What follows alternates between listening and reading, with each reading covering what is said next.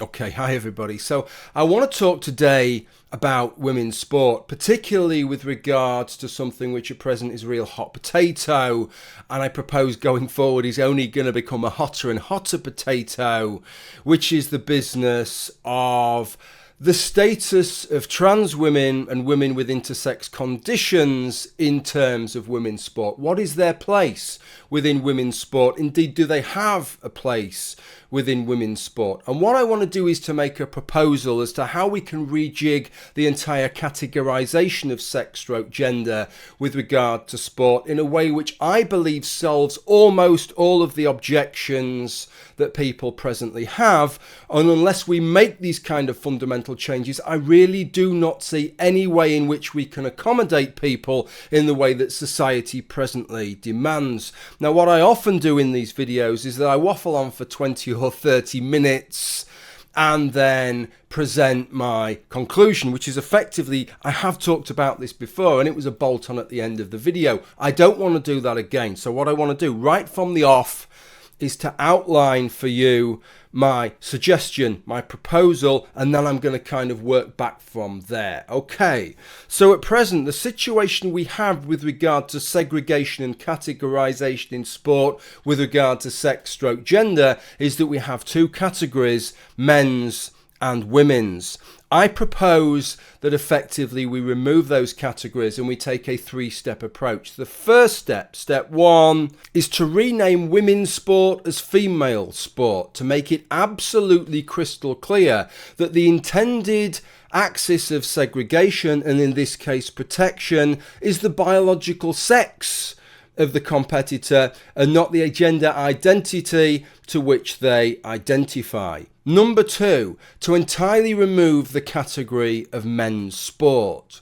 Number three, to create a new category, an open category that is available to entrants who are biologically male and biologically female, is available to entrants who identify as men, entrants who identify as women, or entrants who identify as non-gender binary. Effectively a new category that makes no statement on either the biological sex of the participant or their gender identity. Now, I'm sure most of the sharp-minded amongst you, and it doesn't take a rocket scientist, will realise that this open category functionally will act as a kind of de facto men's event 99% of the time, by which I mean the same competitors who were winning the men's event will be winning the open event, because across the board it seems that men, both the kind of average performance level and at the elite level, have about a 10%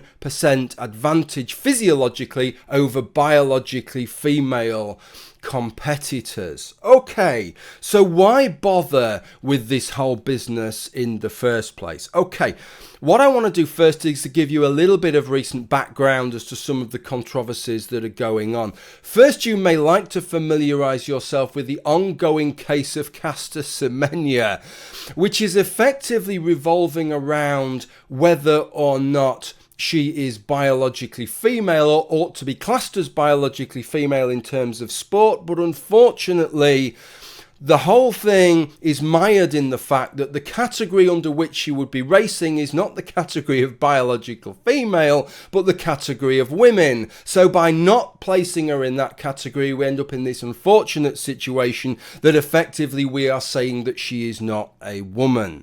Then we have more recent controversies, and the growing controversy seems to be over transgender, specifically trans women athletes. This was something that took place at the end of February. Here's a link here on the BBC's website. LGBT group severs links with Navratilova over transgender comments. A US-based organisation that campaigns for LGBT sports people. Bear in mind, Martina Navratilova is a lesbian, and that was always a big issue while she was playing. And she was seen as a bit of a champion for LGBT rights in sport. Has cut its links with tennis legend Martina Navratilova over comments she made about male-to-female transgender athletes. The 18-time Grand Slam champion wrote it was cheating to allow transgender women to compete in women's sport, as they had unfair physical advantages. Athlete Ally said the remarks were transphobic and perpetuated myths. It said it had sacked the star from its advisory board and as an ambassador.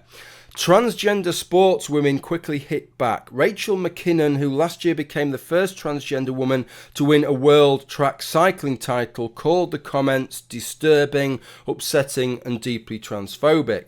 In its statement, Athlete Ally said Martina Navratilova's comments were transphobic, based on a false understanding of science and data, and perpetuate dangerous myths that lead to the ongoing targeting of trans people through discriminatory laws, hateful stereotypes and disproportionate violence. I have to call on that bollocks.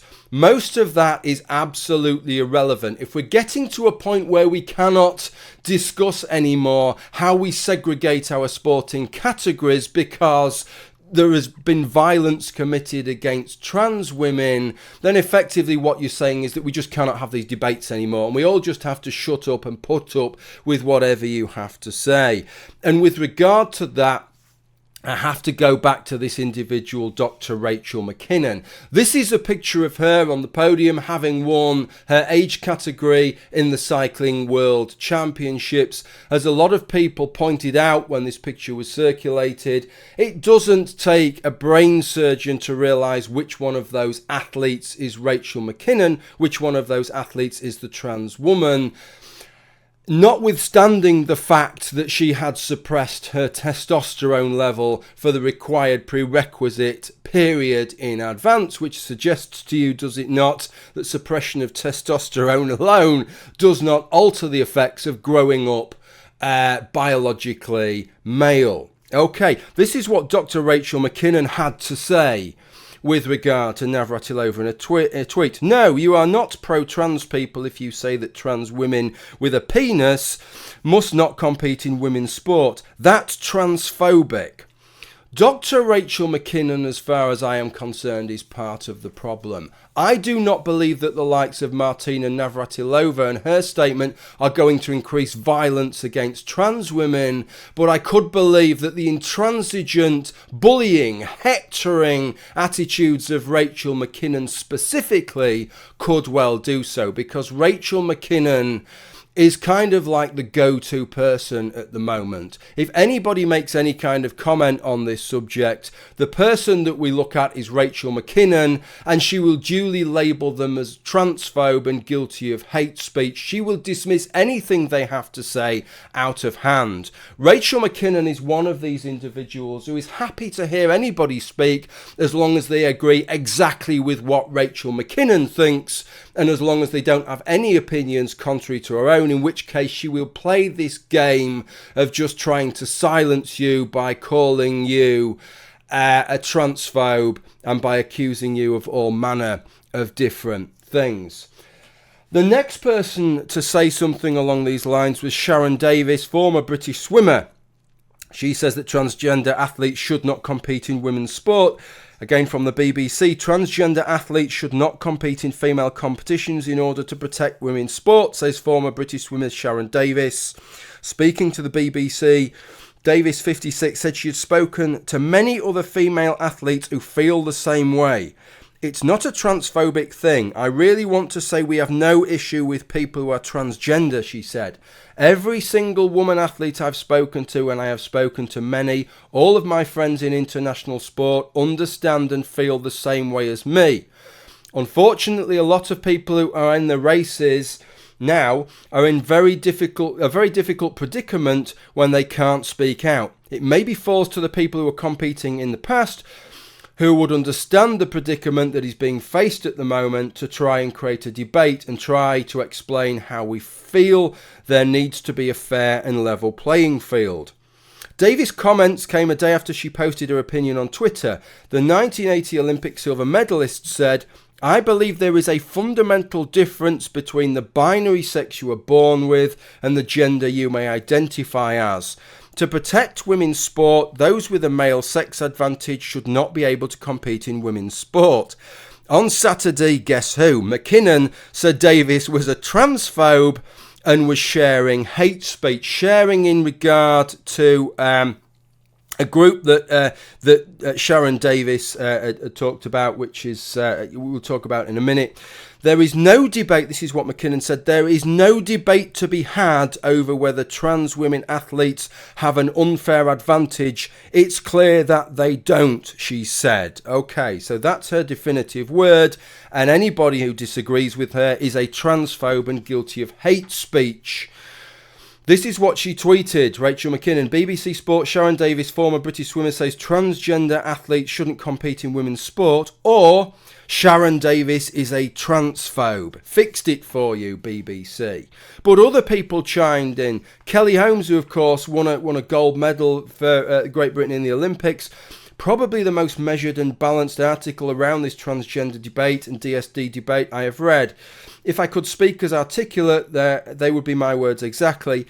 Anyone can live how they want to live, but let women have their rights too. Paula Radcliffe, one of the greatest female marathon runners of all time. This issue, so complex. It's nothing to do with racism, feminism, or about the genetic advantage of a single person. The effects of testosterone on performance can't be ignored. I truly believe this is in the interests of protecting female athletes' rights and competition. She also tweeted, transgender is different and I understand Navratilova's point. If you are born and grow up male, you cannot be allowed to compete in female sports simply because you identify as female. It makes a mockery of the definitions of male and female sports categories. The Guardian chimed in on the 3rd of March, just a few days ago. Sports stars weigh in on row over transgender athletes. And let me read this out for you.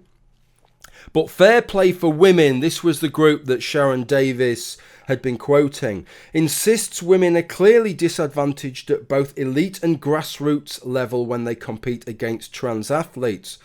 Claims of transphobia, these are the claims that McKinnon keeps on making, are wild and unfounded, its spokeswoman Dr. Nicola Williams told The Guardian. It is a tool used to shame women into silence. We want to get past not being able to speak out and encourage a debate that leads to sports bodies implementing policies that are fair to women.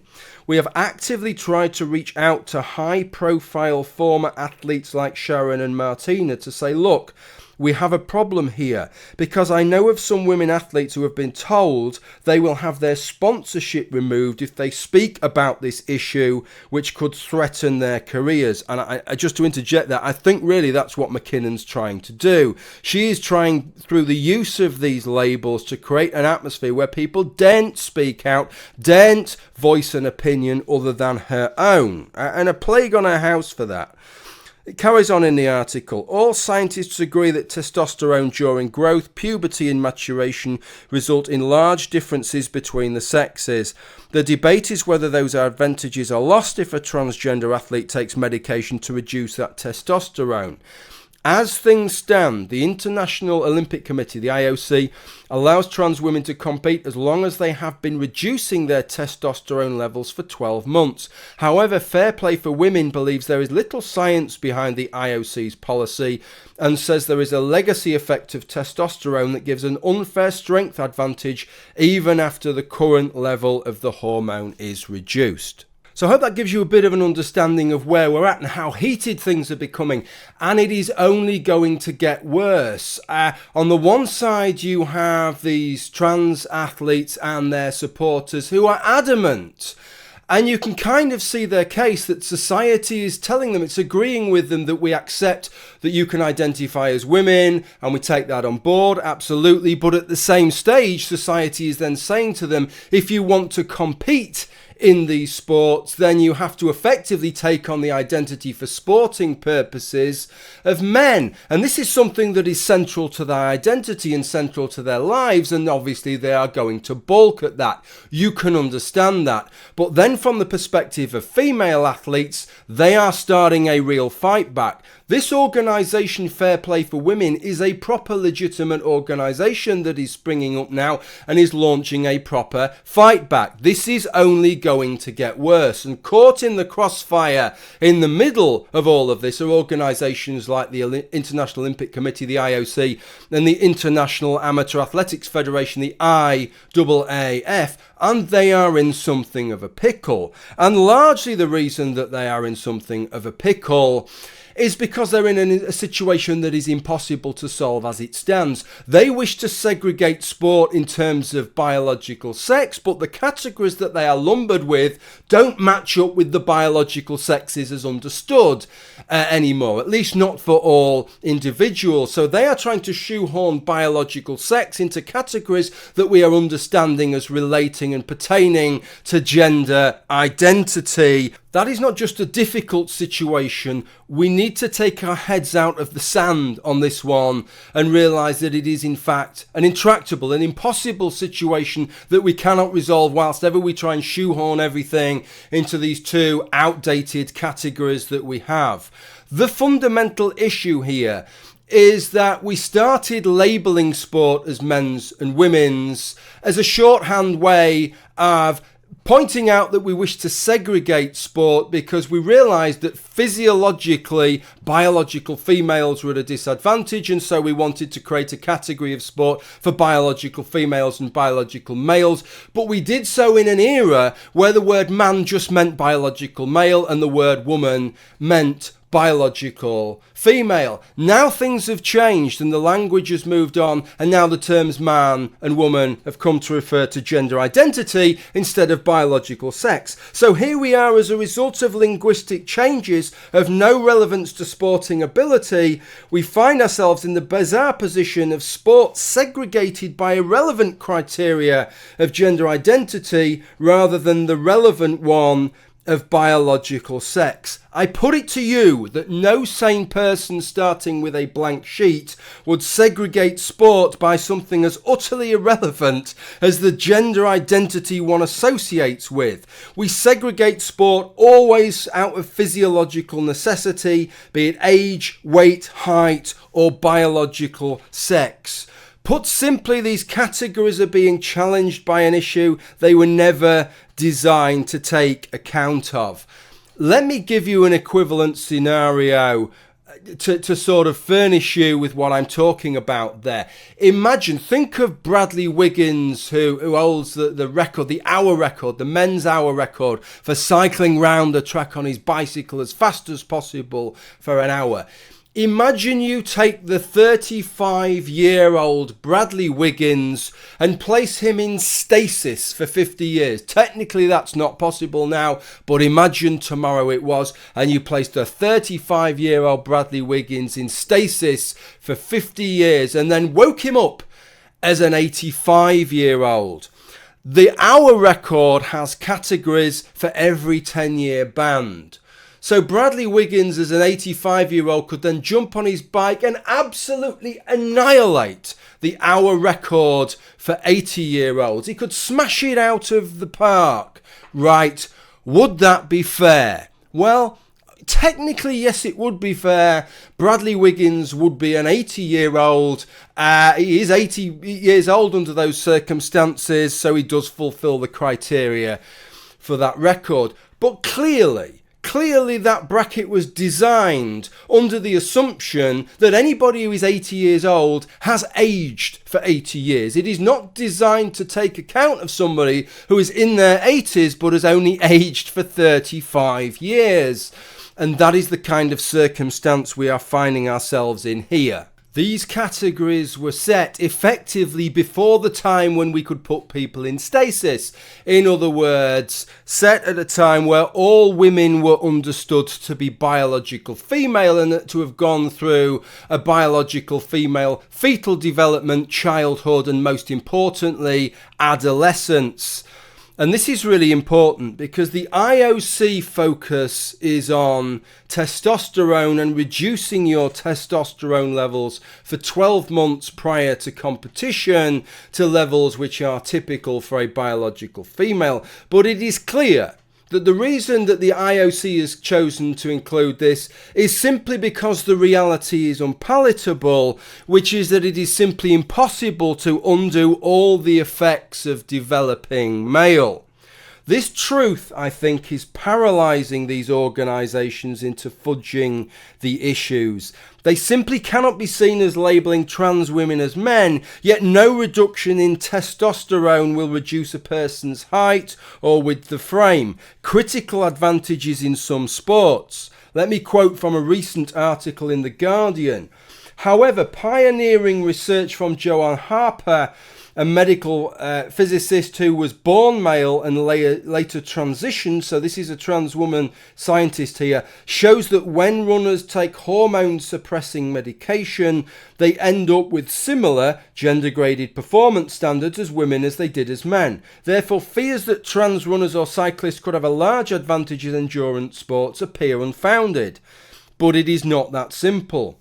People say transgender women have advantages in sport, and you know what? It's true, says Harper, who advises the IOC and is recognised as a leader in the field.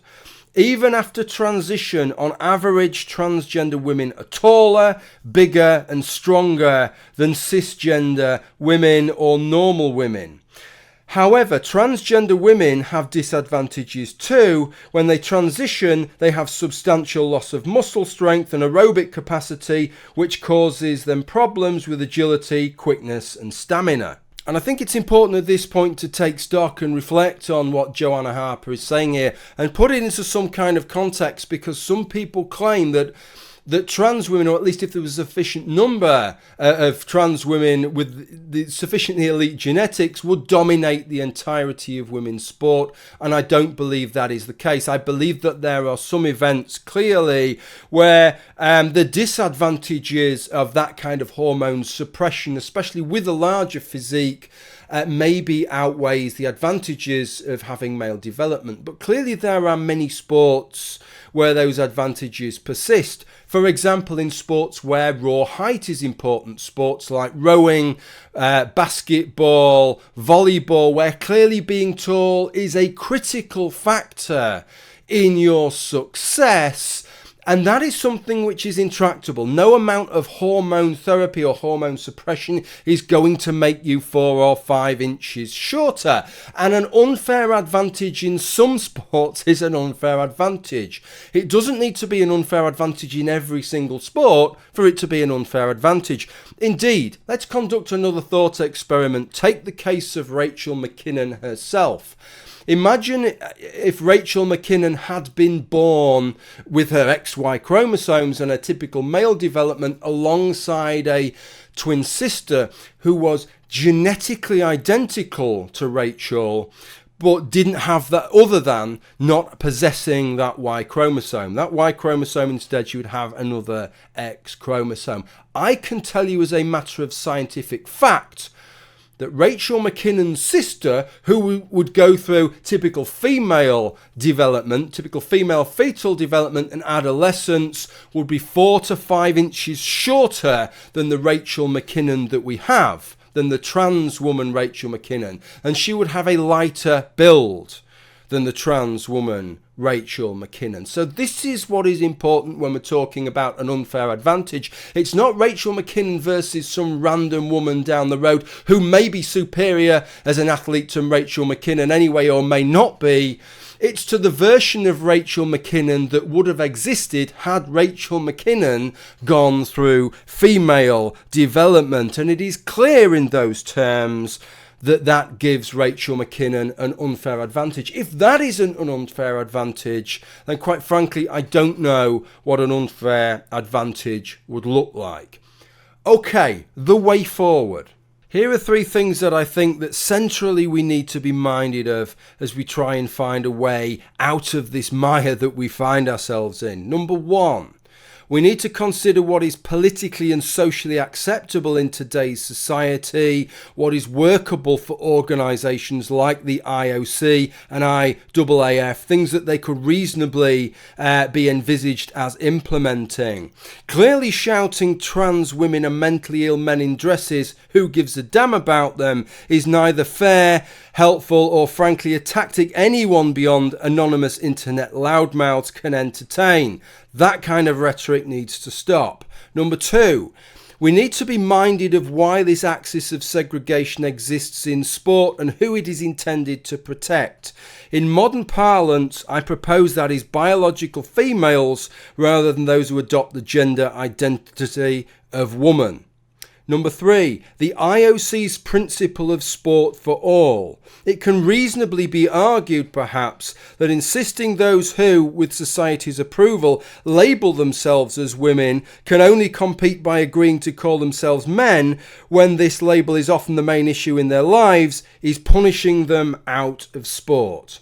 Okay, let's move on to the proposal. So what I want to do at this point is to take you all the way back to the beginning of the video where I made that 3-point proposal, to go through it again and embellish some of what I said there, and hopefully sell it to you and show you why it solves some of the issues that we've been talking about. Also show you some of the other advantages to it, and then deal with some of the objections I've had. Okay, let me go through those 3 points in turn. Number 1, relabeling the women's category the female category, thus placing it in line with what I propose is its actual intended target. Note that this category is purely for those who are exclusively and unambiguously female. This is a protected category we are talking about here. It actually isn't for me in this video to outline exactly on what grounds we should categorize someone as biologically female for the purposes of sport, but it would seem to me quite a clear-cut case of a point of differentiation, whereas if an otherwise biologically female athlete was found to have an internal set of testes as well, male gonads, that then she would not be unambiguously female, would not be exclusively female, and would not be able to take part in this protected category. Number 2, entirely removing the men's category. Now that might seem like a bit of a strange thing to do, but in many ways this mirrors the situation of age, weight and ability versus disability categories, in that the protection is asymmetric. We are all familiar, of course, with the Paralympics and the idea of having categories for people with disabilities. Notwithstanding that, those disabled athletes are fully entitled to compete in the regular Olympics should they be good enough. There is an asymmetry there. It's also the same in pro boxing, where you can box upper weight but you cannot box down, and that is an acknowledgement of who is being protected. Those weight categories do not exist to protect the heavier boxer from the lighter boxer, purely to protect the lighter boxer from the heavier boxer. In a great number of sports we have junior categories, master stroke veteran categories, and it is clear that these protected categories are there to protect those individuals from people in their prime with whom they would not be able to compete on level terms. But notwithstanding that, we allow juniors and master stroke veterans to compete in the open events, which are for those in their prime. I'll give you the example of indoor rowing, something that I indulged in, took part in organising a couple of events about a decade ago now. In indoor rowing, there is a category for under 23s, a category for 30 to 39 year olds, 40 to 49 year olds, 50 to 54 year olds, 55 to 59 year olds, etc. And so it goes up into the 80s. There is no category for 23 to 30 year olds. There is just an open category, and anybody can compete in that category. Why? Because it is not deemed that 3 to 30-year-olds need that category protection. I am suggesting that the same kind of logic should apply to the men's category, that the whole purpose of a men's category just arose from a time where we saw this as an entirely binary arrangement. You were a man or a woman, a man was biologically male, a woman was biologically female, and that was it. So by default, if you had a women's category, you had a men's category. There is no need for protection there. There is no need for a men's category. However, point 3, creating a new open category which anyone can enter. In reality, this new category will function as a de facto traditional men's category, in as much as, let's be honest, 99% of the time, the winner of that category will be the same individual who would have won the old men's category. But nevertheless, being pushed in that category will not have you labelled a man, and it will not make any comments as towards your biological sex. So these are the advantages, folks. Sport for all is guaranteed. The open category is for everyone and places no labels on the entrance. Number 2, denying trans women competition in a category clearly always intended for biological females no longer involves labelling them men. They are simply women competing in the open category. Number 3, intersex athletes have set criteria to meet, again with no gender mislabeling. So I suggest to you that this proposal has a great deal to commend it. I think for starters it gets us back to the original purposing of this categorisation to begin with, which was to provide a segregated and protected category for biological female athletes, being minded of the physiological difference between biological females and biological males, just the same as we do with age categories, just the same as we do with size and weight categories, just the same as we do with categories specifically for those with disabilities. And I think it also gets us away from this thorny issue of effectively, for the purposes of sport, insisting that women, some women, trans women, are labelled as men. Okay, I have received a number of objections to some of this. I want to give you my responses to those objections now before tying up with a conclusion. So perhaps one of the first objections I got was along the lines of, well, Noel, doesn't that mean that trans men can now compete as biological females? Well, the answer is both yes and no. Yes, they can if they are not taking any hormones or any substances that are proscribed by WADA, the World Anti-Doping Agency, or any other relevant body. If you are taking those things, then those are performance-enhancing drugs and would have you banned under normal circumstances.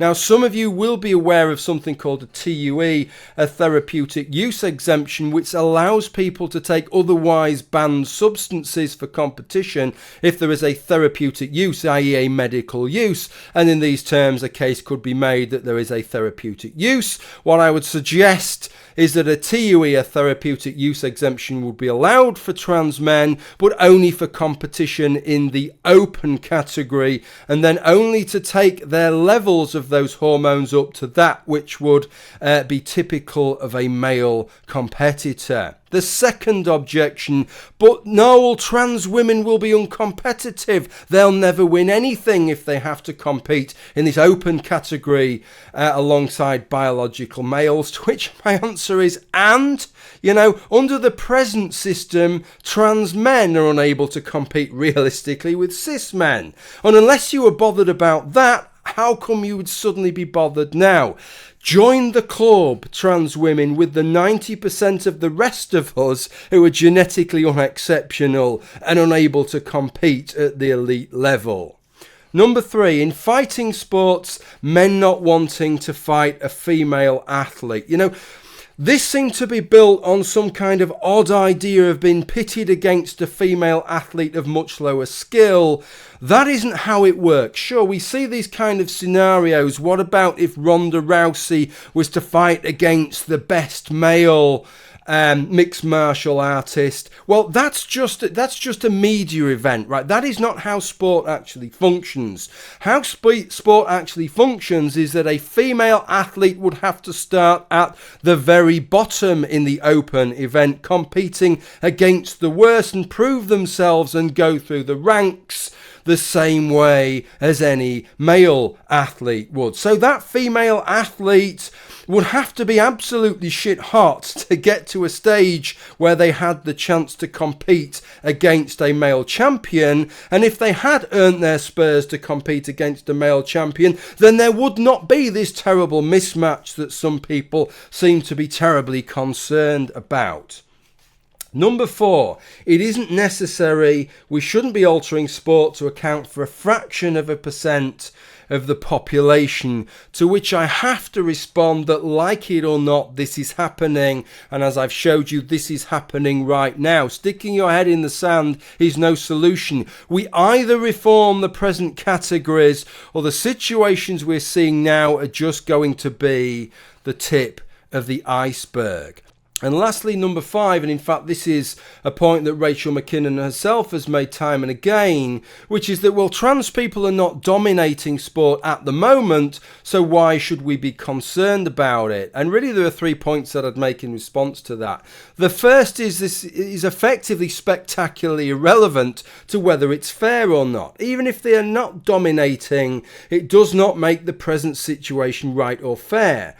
The question is whether a personal advantage is gained by male development in any given discipline. It isn't whether you are dominating that discipline. If I was to take anabolic steroids and take part in a strength event, or take EPO and then jump on my bike and start competing, it does not require me to be winning for what I'm doing to be unfair. It's unfair because taking those substances is making my performance significantly better than it would be under normal circumstances, and that is what is at stake here.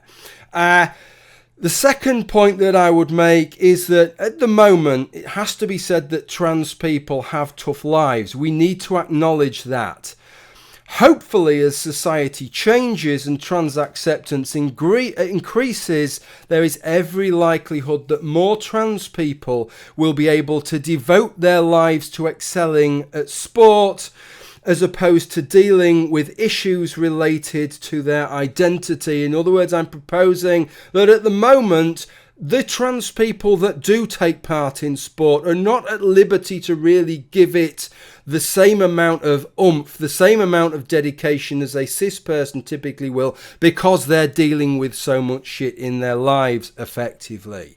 Number 3, sport is won by a genetic elite for any given discipline, and this is critically important when you think about the numbers of trans women that are presently competing.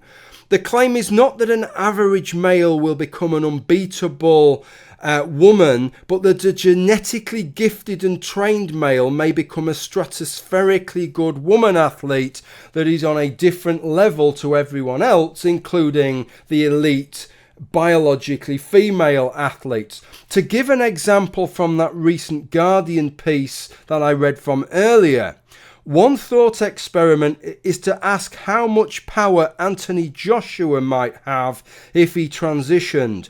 Would it really be safe to see a fight between him and a much smaller female heavyweight? And I'd like you to consider that thought experiment, not just in the way that it was intended, although the way that it's intended is very interesting, really, quite unlike the situation I talked about where a female athlete could compete in the open, whereby if you wanted to face the Anthony Joshua as his, you'd have a lot of steps to get through. You'd never get there unless you had the physical capabilities to do so. Here it's a very different scenario, that effectively the biological female number 1 challenger would be compelled to face the trans Anthony Joshua, whatever the discrepancy in size and strength. So it is quite a different scenario, but I'd like you to consider it in terms of the claim that's being made here with regard to trans women dominating the sport, or rather not dominating the sport, Because at last we're talking about what really counts. We're not talking about a typical man or a pretty good club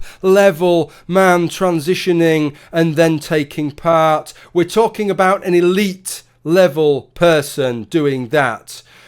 Rachel McKinnon transitioned, became a trans woman, and has won at the Cycling World Championships in her age category. But she is no Fabian Cancellara. Imagine if Fabian Cancellara transitioned and then took part in the same event. What chance would Rachel McKinnon's competitors have then? That is the question that we need to be asking ourselves. And as more people transition, as it becomes more socially accepted, and trans people, as society gets more easy for trans people, and so they can devote less of their energies into the baggage and crap that they have to deal with, and more in terms of pursuing their passions and their sports, I think this is more and more likely that we are going to see those men with the elite genetics for different disciplines taking up those disciplines as trans women, and the situation could very much change. Okay, the conclusion. While ever we stick with the outdated and mislabeled categories of men's and women's sport, I think the problems that we are seeing will persist, and these problems will remain intractable. We need to reorder the point of segregation to make it clear the intended protected group, biological females, and set that alongside an open category that is free from the baggage of applying gender labels to participants within which anyone can compete. Thoughts? Leave them in the comments below. If you agree with the ideas in this video, I ask you to share this video with people or share the ideas within the video. Thank you for watching. Bye for now.